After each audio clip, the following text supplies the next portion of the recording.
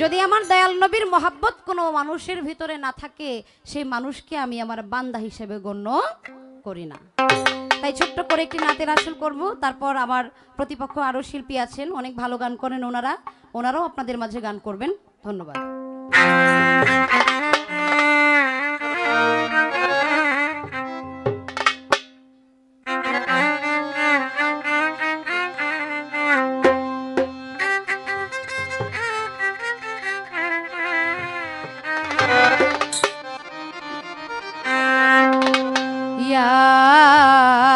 নবী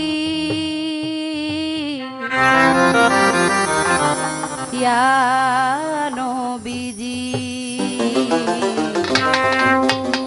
নবীজি নবীজি